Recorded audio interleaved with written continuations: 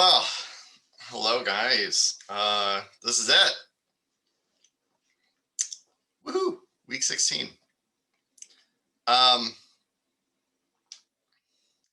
yeah. It's 9 o'clock. I think we should go ahead and get started. Basically, what we're doing today is talking about more contemporary things. This is a history class, and history is always kind of growing and lengthening. The longer human civilization sticks around. And we've been living through some pretty to be honest with you guys, some pretty bonkers history lately. Uh yeah, I sometimes it's hard to really know where to start. um, because a lot of stuff is unfolding before our very eyes. That's a very very different for American society, American culture. We're starting to dip our toes into some very dark forces that um, I'm not even sure we know what we're getting into anymore. And that is, so we are living through history in the making, and that's worth talking about. So I thought today, today can go as long or as short as we want it to, depending on kind of how much you guys want to talk. Um, but this is partly a chance to talk about anything that you guys have been thinking about lately. If you've been thinking about anything in terms of current events, or if you had questions. But I thought at the very least, like the couple articles here, they're not really documents anymore. I guess someday they could be.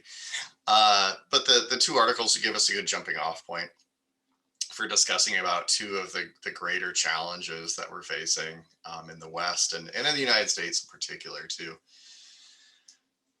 But this can be a very free-flowing conversation. Like, it doesn't need to be locked into these two articles if we don't want it to be. So yeah, I thought this would be a good terminus for a Western history class, is kind of talking about the present, since we're living through history in a lot of ways. And someday you guys will be able to look back and kind of talk to, if you have kids, or if you have, nieces or nephews or whatever, tell them about the COVID years and frankly the political chaos that's starting to brew. So, all right, well, we'll start with the Atlantic article dealing with the role of cognitive dissonance in the pandemic.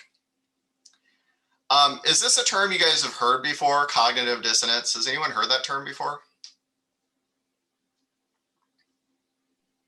Yeah, I have heard of it. Go ahead. I mean, I've heard of it. I'm not quite, I can't remember what it means. Yeah, we'll talk about that. Dylan, what were you going to say?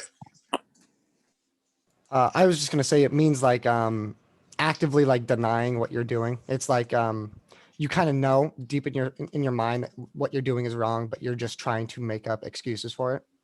I don't know if that's the exact definition, but that's just my guess. Yeah, that's an odd definition of it. Yeah, I think. Mackenzie, were you going to say something? We just talked about it I'm in psychology class right now, and it's pretty much what Dylan just said. That's what I was going to say. Yeah. Yeah. Yeah. The idea of having two conflicting ideas at the same time, or your mind being torn between like two viewpoints, and being uncomfortable, right? There's a unease and uncomfortability with kind of having two contradictory thoughts or beliefs at the same time. And the mind naturally, as I'm sure you talked about in psychology, Mackenzie, like the mind naturally wants to reconcile, right, these two ideas to ease that discomfort. It's actually very hard for humans by default to hold multiple contradictory ideas at once, or beliefs at once, to just kind of hold loosely in your hand possibilities. we want to fall into one camp or the other. We want to have a clean narrative about life and about reality, you know, because it eases this dissonance. So when Dylan says, you know, it's a feeling of, what did you say, a regret or Just actively knowing you're doing something, but just going again, or like, you know what you're doing, but you're just not really listening to the voice in the back of your head. yeah, that's a good way of putting it, because like there are things that will come about in life where you're like, ugh, um, you know, I know what the right answer here is, but it's easier to do this and to justify doing this over this other thing, right? And just to in other words, to kind of justify the choices we make, right? Or to when we have longstanding beliefs and some evidence comes along that puts a dent in the efficacy of those beliefs, we try and come up with reasons why, oh, we shouldn't listen to that evidence. You know, that's fake news, or you can't trust the person that said it, or, you know, I bet their research is funded by some shady people, or, you know, like we come up with all kinds of reasons to reject something that makes us uncomfortable, which then leads into, so the article kind of starts out laying out this idea of dissonance. And you see, and this is just, it doesn't have to do with pandemic necessarily. It's just every facet of life, right? Cognitive dissonance, this idea has been around for a long time. You know, we want to feel good and secure in our beliefs. And so therefore we reject evidence or ideas that don't conform to our beliefs. And you see this in every facet of life. But lately, and this is what the article gets to, is the pandemic has really laid bare on a social level the depths of our cognitive dissonance when it comes to scientific evidence, when it comes to the choices we make, or the amount of control we have in our lives, right? There's a lot of dissonance there between wanting to listen to you know, people who are evidently qualified to give us advice about the pandemic and, you know, how to stay safe. And then there's like the other side that kind of grappled. We're like, well, yeah, but it's my personal choice, right? Liberty and individual freedoms and stuff like that. Like, I don't want to betray. That's a very American core set of virtues. I don't want to betray those virtues by acquiescing to lockdowns or something, right? So there's a dissonance there. What are some of the, for those of you who read the article, you know, it talks about the pandemic. What other kinds of examples of like moments in history where cognitive dissonance really played a big role in like shaping society or social reactions to things? What kinds of other like historic examples did the article cite with this idea? I've got to bring it up too. I have to look at it. It's been a few days since I've read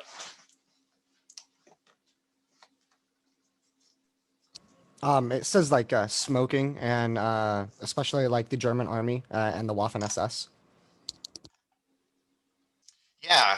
Do you want to briefly explain what the article was talking about specifically there? So the, like with the Waffen SS, I mean, you had a lot of like people who were guards like at Auschwitz and stuff, Yeah. specifically people who would after the war and they were having all the trials against them, that they would try to make excuses of saying that it was just their job and they were just doing what they were told. When, you know, the Waffen SS is not exactly a thing where you just, you know, you're not conscripted into that.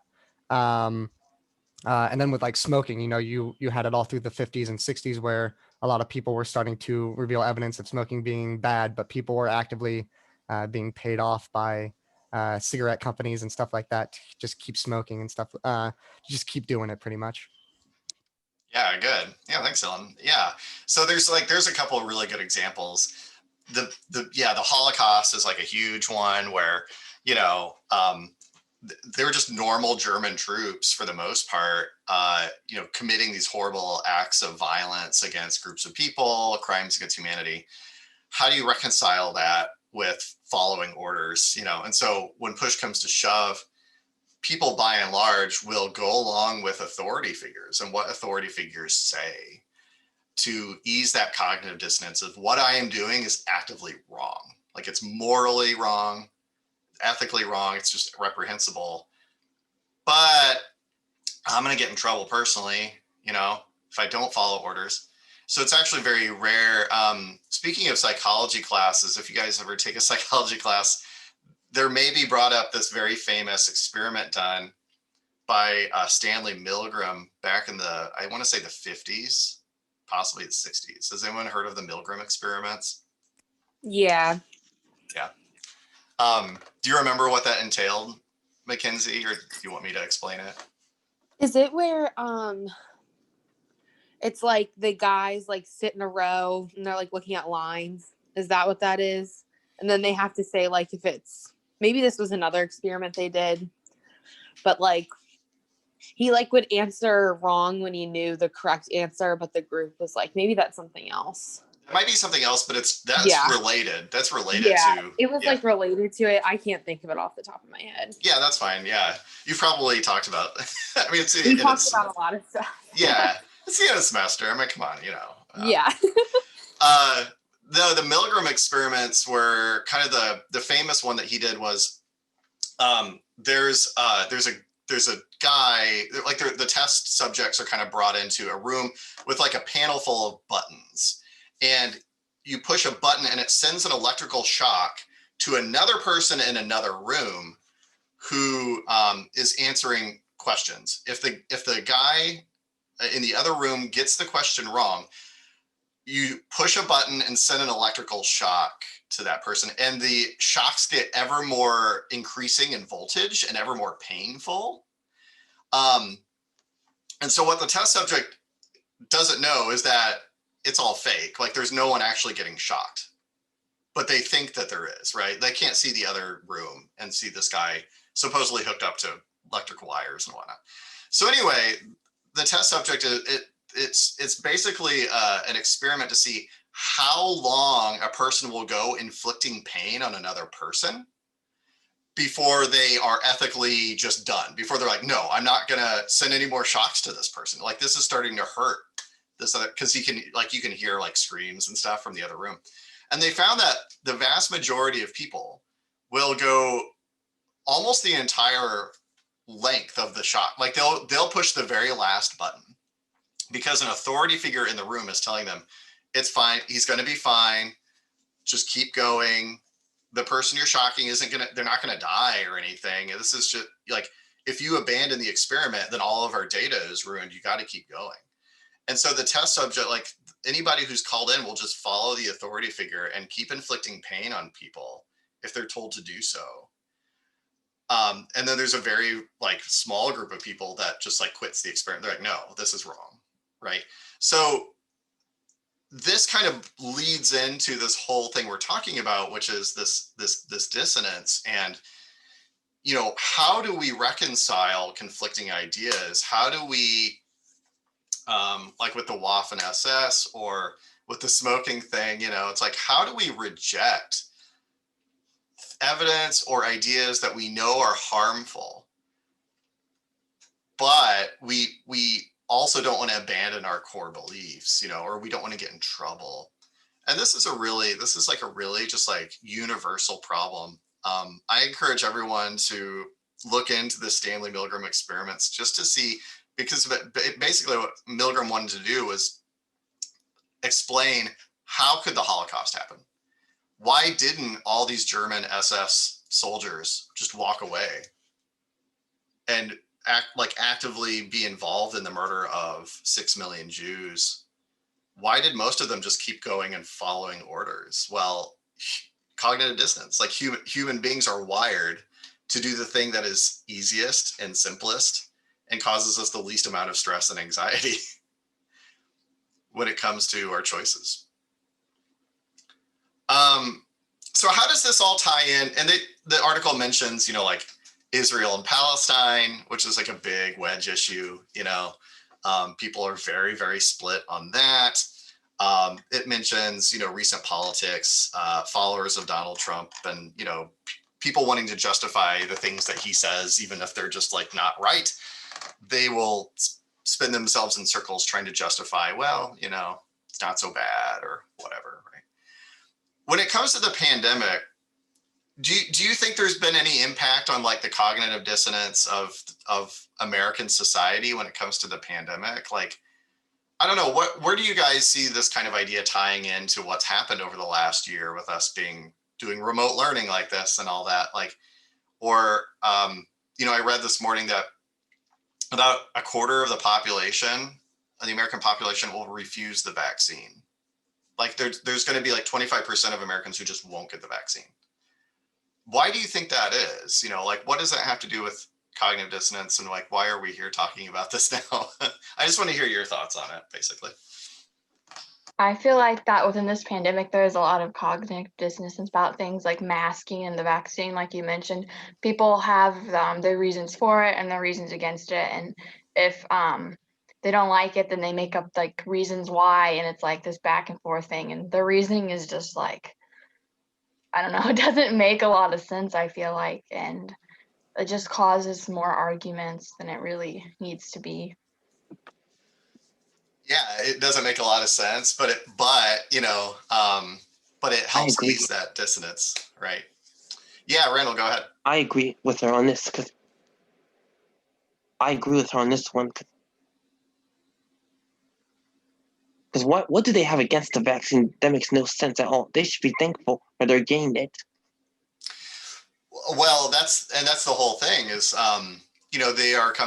people will come up with reasons not to take it because maybe they are steeped in, like kind of anti-vax literature, or maybe they think that, because it's Bill Gates involved, he's like part of the Illuminati, and like these are like really extreme nefarious reasons. But also maybe people just they prize their choice. Like they say, no matter how good this vaccine could be for me personally, me acquiescing to it is surrendering some kind of personal choice, right? Some kind of liberty. And that might be reason enough for some people. And I don't want to necessarily like knock those people. Like, I think trying to be understanding of where they're coming from is important. But it does feed into this whole thing that we're talking about here, right? I don't know. What do you guys think? I think the spread of like conspiracy theories does not help, especially with like, we live in 2021, so like anything can get out on the internet. And I feel like people like get caught up in like news that they find that isn't like based on evidence or fact. And that's what I think we have to be careful about moving forward, because people have like tried to like not to get like they've made it a political issue and it isn't. Like, so then I think people just get caught up in false like narratives about conspiracy theories. We were just talking about this in one of my other classes, and it's just a little bit dangerous the way that it can spread really quick. Sure.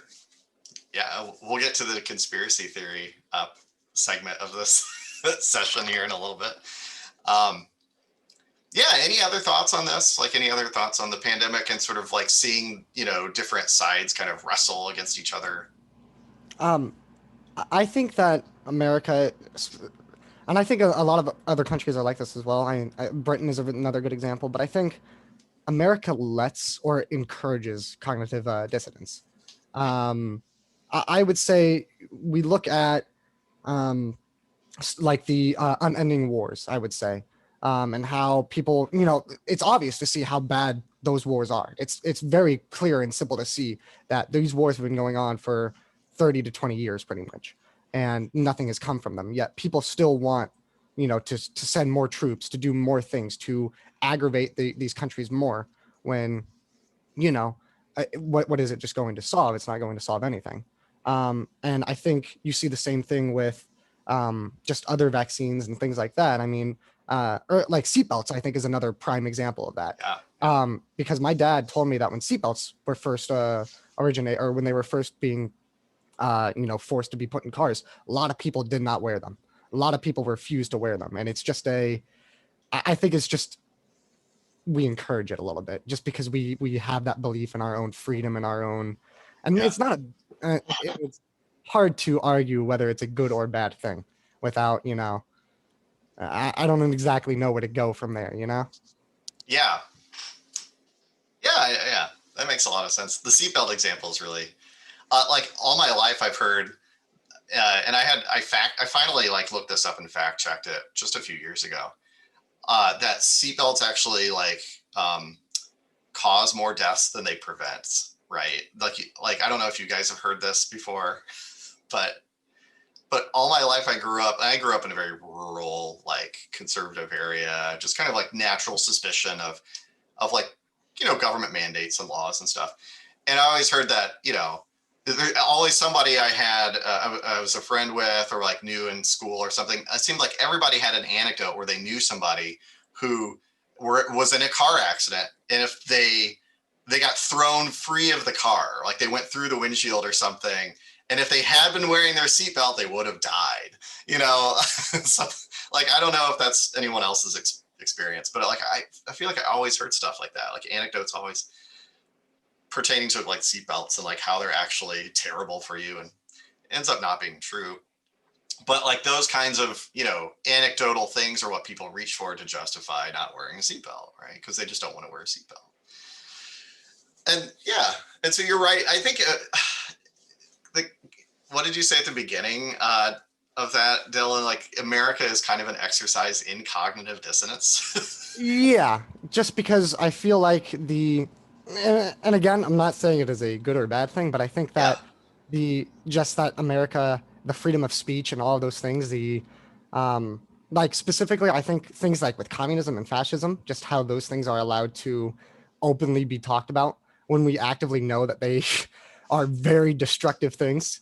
Like we see like our hatred with the Soviet Union and our hatred with Nazi Germany, yet we still allow people to parade and celebrate both of those things. And it just, and I especially with like the Confederacy and stuff like that, how the Confederacy is almost 200 years old and dead, yet people still want it to exist because of quote unquote their history and past stuff like that. I just think the freedoms that are there, whether good or bad, allow these people to excel at what they're doing. Yeah. Any other thoughts on this, guys?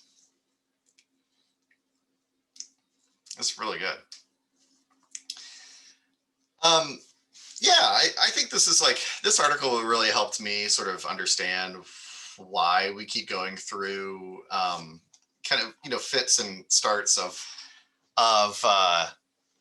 well, I don't know, just the whole thinking about the pandemic as basically partly a culture war and not just like a war against like an epidemiological crisis.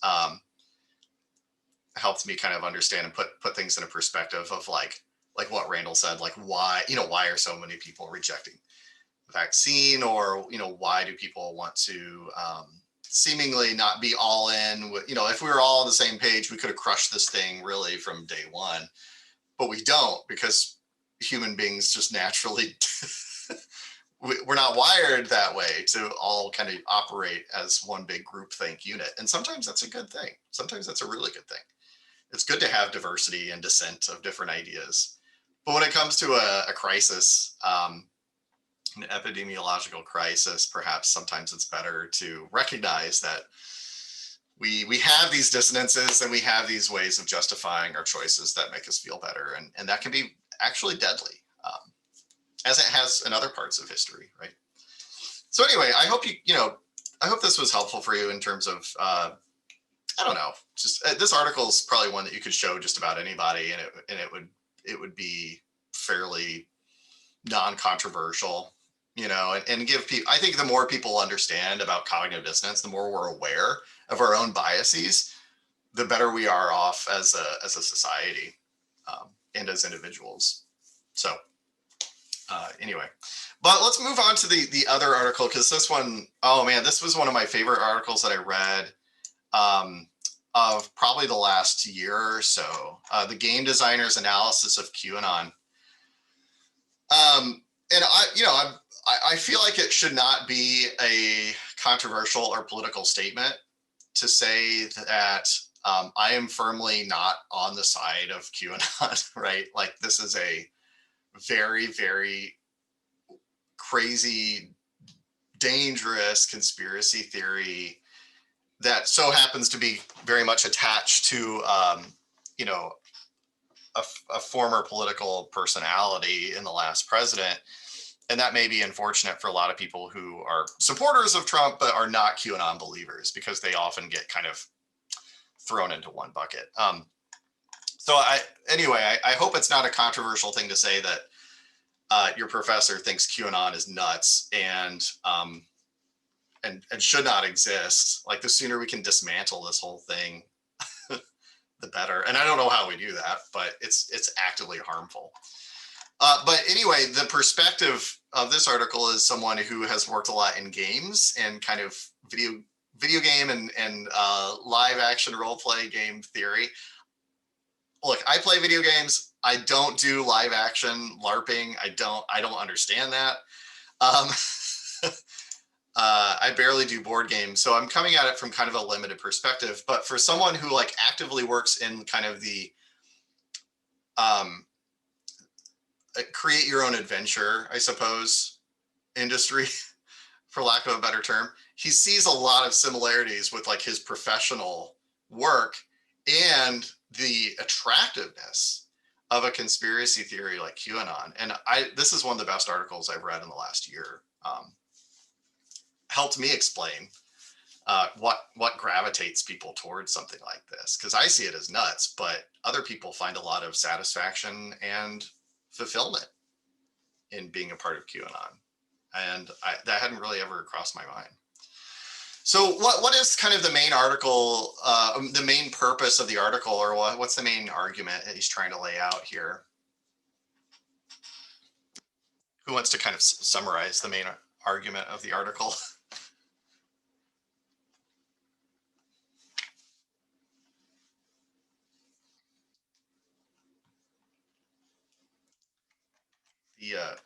Let me throw the link in case you don't have it up right away. I'll throw the link into chat here.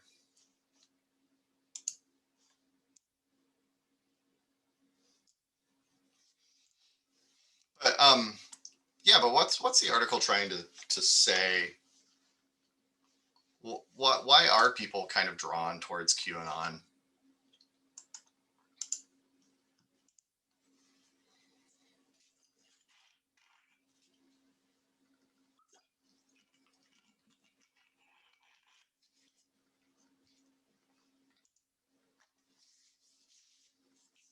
I have any ideas, any thoughts on this?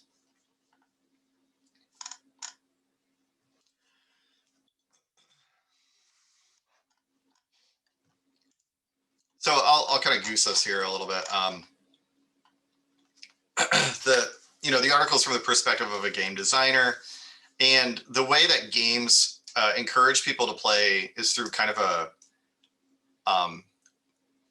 reward system.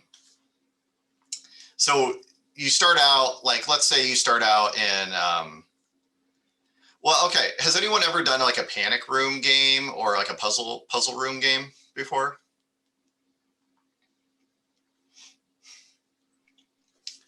I have. Yeah, it was kind of popular a few years ago. I don't think it's like, I think it was kind of a flash in the pan thing. So Jenna's done like a puzzle room. What are you supposed to do when you're thrown into a locked room, Jenna? Like, what do you do to get out? You have to like find clues or like solve a puzzle to try and get the next clue to figure out like where the key is to get out of the room. Yeah, it's this kind of elaborate, you look for clues around the room, like you're kind of stuck in a room, you're locked in there for 30 minutes or whatever, and you start hunting for clues to try and lead you to like, problem solving process to figure out where the key is. And it's usually like 10 interconnected clues. Like you have to move a sign and there's a piece of paper there. The piece of paper tells you to go and punch in this code and this, this keypad. And then that keypad opens up to reveal, and it kind of goes on. And that's basically how games are designed, is basically you start looking for clues and you are rewarded for finding a clue with kind of the next step in the process, you know. And what he's trying to say is, you know, QAnon is this kind of game. It's a choose your own adventure game that's very addictive for people, because you start hunting around the internet for clues to conform to this overarching belief that there's a hidden cabal of pedophiles and people eating, like literally eating children to stay young. Like it's this like satanic cult out there run by, you know, the Clintons and other people. And you start looking around the internet, and down at the kind of bottom of the article, it gives you images that people have found, right? That seem to be clues in confirming this thesis, you know, or like little prophecies that the Q person is throwing out. And it asks you to kind of go to the internet and find things that confirm your suspicions about it, right? So let me see if I can just copy this image and I'll post it into chat here, if it'll let me. Oh, of course you can't post JPEGs into chat, of course. Well, if you scroll down to the bottom of the article, you'll see there's like the one with Beyonce in the middle. Everyone's making this, you know, like the symbol.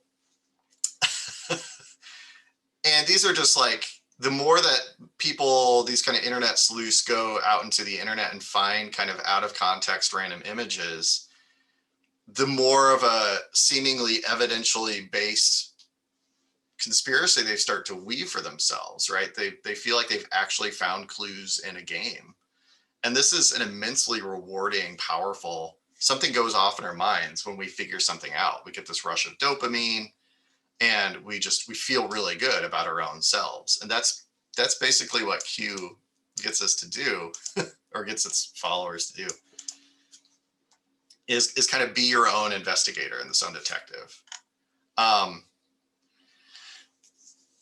So he tells the story of kind of a game he designed, you know, these breadcrumbs for people in a room, and people thought they were looking at a clue when it was just completely accidental. And they took it and ran with it in a really weird direction, to the point where they're starting to like knock down a wall in this puzzle room. And it's like, and the guy's like, no, wait, this is not what I intended. The breadcrumbs are supposed to lead in this other direction. Like, and that's basically the essence of Q, is it leads us into some really dangerous territory based on absolutely nothing besides confirming our own beliefs. So, I mean, what do you guys think of this? Is this ridiculous? Is there actually, I mean, what are your thoughts? What are your thoughts on this? I think it's like very confusing and weird and hard to understand, and it just seems so absurd. Yeah, it is absurd. I mean, it really is. It's just kind of stuff based on nothing. And Yeah, like the thing you That's said what needs about to be done. eating like babies or whatever, I'm like, what the heck? That, like, who would believe that someone would do that? Like, what the heck? yeah, I mean, I don't know. It's hard for a level-headed person to kind of wrap their mind around. Any other thoughts on like either the Q conspiracy or like the explanation for why it's so powerful? Any thoughts on this? I think that I mean, you have stuff like the Jeffrey Epstein stuff, where, you know, people like QAnon had been prophesizing about that. And I mean, like Alex Jones was quote unquote prophesizing about it as well for the longest time. And I think that you have those little bits of truth in there that push those people forward. Like Jeffrey Epstein and their connections with the Clintons and stuff like that, and with Trump and stuff like that.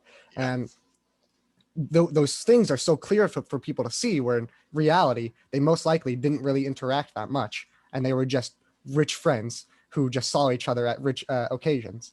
but people will stretch. And I think especially since COVID has happened, and people need something to fill their lives that they didn't have before, or that was just suddenly taken away from them, that they just go to these crazy ideas to just connect everything and give them some sort of happiness.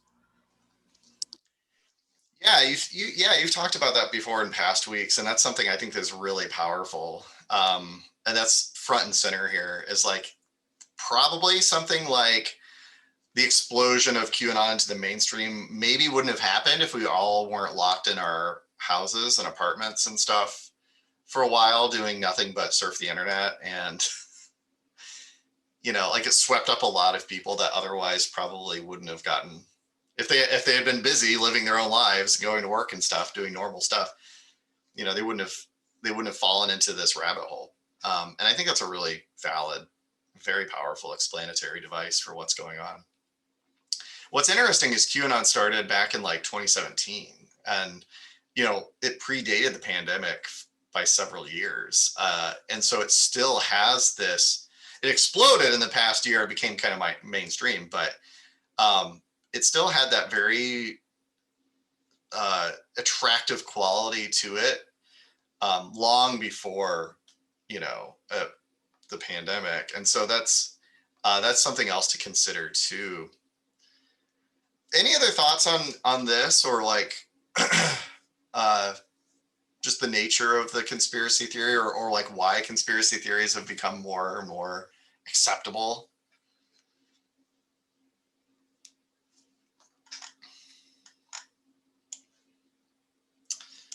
I have one more kind of question to pose to you guys. At the end of the article, or towards the end of it, the author makes a case against the statement of do your own research.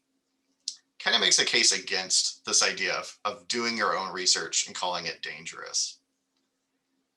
Do you agree with that? Like, should we, always just listen to authority figures and listen to the scientists and listen to like people with PhD behind their name? Should you even be listening to me right now? Or like, is it actually dangerous to quote unquote kind of do your own research on the internet and come to your own conclusions? What do you guys think of this?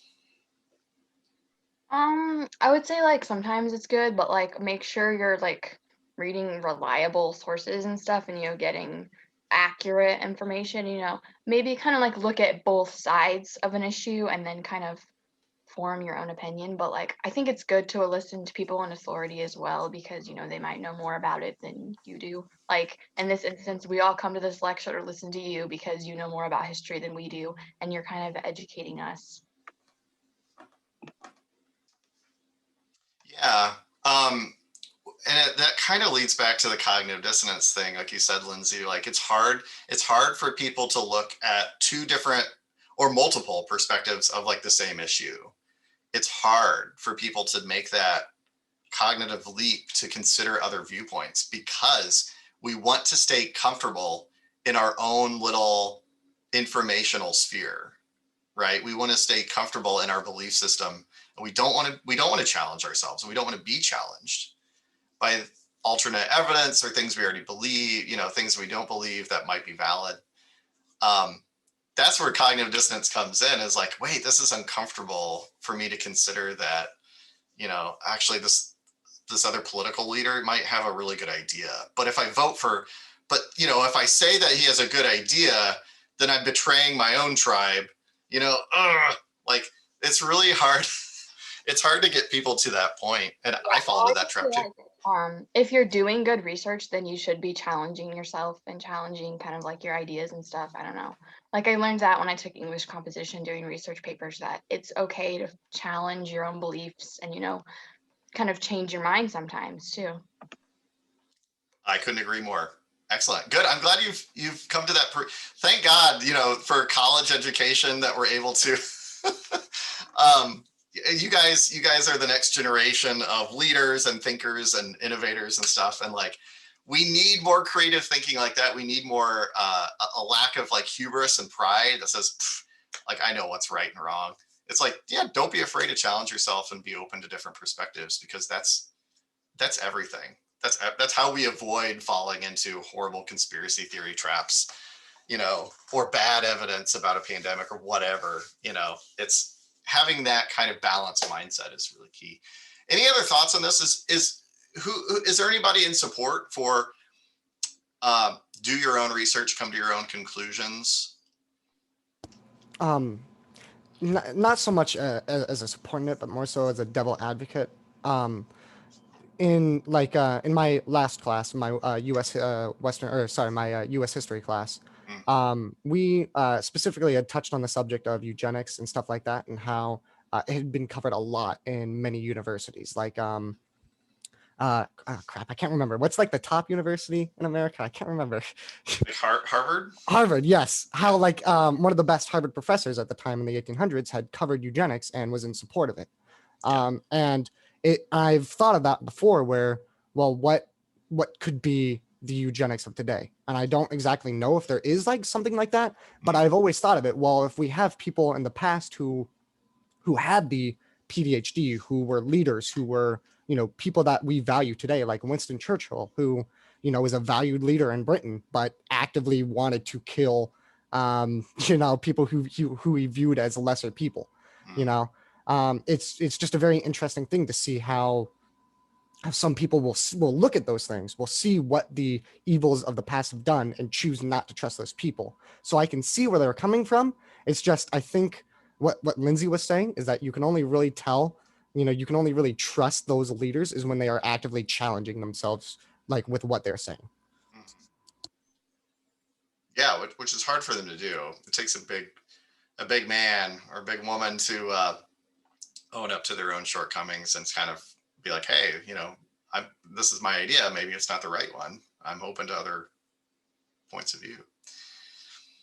Yeah, I mean, I think about this all the time, right? Like, I want to be able to teach students to be critical thinkers and to do your own research, in the sense that you gather a multitude of perspectives and you find the ones that seem to explain things best, right?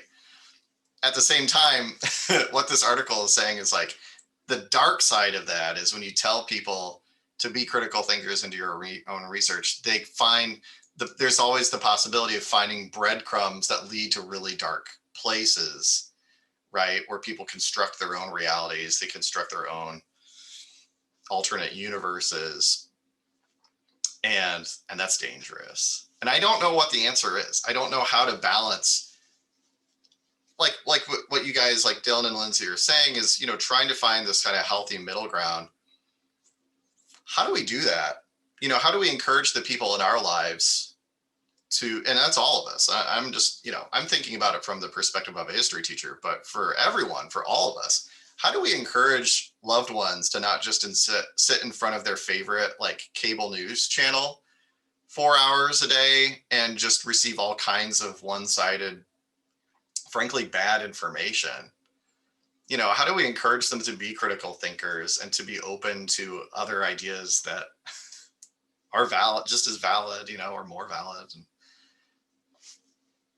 I don't know. That's where I'm stuck. And that's where I just kind of get sort of frustrated sometimes,